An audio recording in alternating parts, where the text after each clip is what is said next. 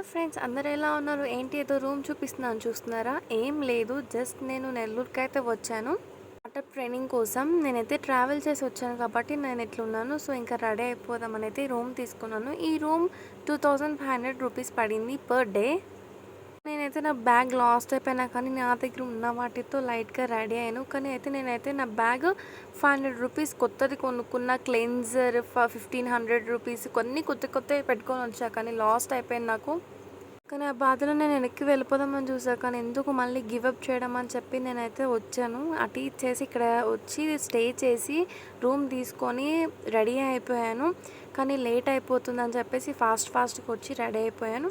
ఈ కీస్ మళ్ళీ వాళ్ళకి ఇచ్చేయాలి, నేను ఇక్కడ ఉండనని. సో నేను బ్యాగ్ అంతా సర్దేసుకొని వచ్చేసాను. ఫుల్ టైర్డ్ ఉంది, కాలు నొప్పులు, నిద్ర సరిపోలేదు. బుక్ చేసుకున్న ట్రైన్ నేను స్లీపర్ బుక్ చేసుకున్నాను, కానీ ఇప్పుడు వేరే ట్రైన్కి వచ్చాను కాబట్టి నిద్ర లేదు, ఏం లేదు. క్లాస్ ఏం వింటున్నా అర్థం కావట్లేదు, ట్రైనింగ్ ఏం తీసుకుంటున్నా అర్థం కాలేదు. ఇట్లయితే ఏంది, నేనైతే కన్వెన్షన్ దగ్గరికి అయితే వచ్చేసాను. ఇక్కడ ఉన్న కొంతమంది ఫేసెస్ చూపించకూడదు, దిస్ ఈస్ రూల్. అందుకే నేను ఫేస్ చూపించలేదు. సో నేనైతే ఫొటోస్ అయితే షేర్ చేశాను. ఎట్ లాస్ట్ సరే కదా, ట్రైనింగ్ అయిపోయిన కొంచెం సేపు అయితే బీచ్కి వెళ్ళాను సింగిల్గానే ఎంజాయ్ చేద్దామని. సో నా వీడియోస్ నచ్చితే లైక్ చేయండి, షేర్ చేయండి అండ్ సబ్స్క్రైబ్ కూడా చేసుకోండి. చూసి వదిలేయకండి.